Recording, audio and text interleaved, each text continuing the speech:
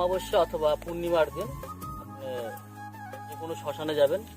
এখনো গ্রামগঞ্জে এমন শ্মশান পাওয়া যায় যেখানে মাটির চুল্লি করে আগুন দাহ করা হয়। তা সেই চুল্লির থেকে একটু মাটি তুলে নিয়ে আসবে।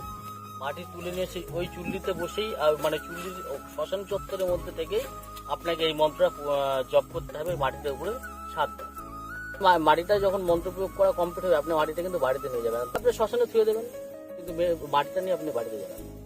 শ্মশান থেকে ঐমন্ত্রিক মন্ত্র পাঠ করে সেই মাটি নিয়ে এই মন্ত্রটা 7 বার বলে ঐমন্ত্রিক বলে সেই মাটিটা যদি ছিটিয়ে দেওয়া যায় তাহলে সেই মেয়ে আপনার উপরে 72 ঘন্টার মধ্যে বসে থাকবে।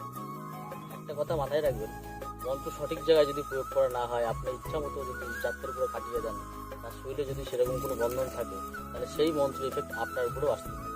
অনেক তান্ত্রিকদের মুখেই শুনে থাকবেন যে কালার ঘরের বিদ্যা খুব পাওয়ারফুল হয়, তাই এটা কালার ঘরের বিদ্যা। এই মন্ত্র পাওয়ারফুল খুব, এই মন্ত্রের সাহায্যে কাজ করলে সে কাজ খুব তাড়াতাড়ি হয়। কিন্তু শ্মশানের যে কোনো কাজ, যে কাজই আপনি শ্মশানে করুন না কেন, খুব সাবধানের সাথে সেই কাজ করবেন। এবং এই কাজ করতে গিয়ে যদি আপনার কোনো বিপদ হয় সেজন্য আমি দায়ী থাকবো না।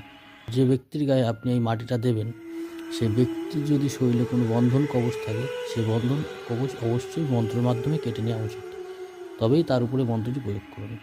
মন্ত্রটা একদম সঠিক মন্ত্র দিলাম, এই মন্ত্রের কাজ আপনি 100% পাবেন।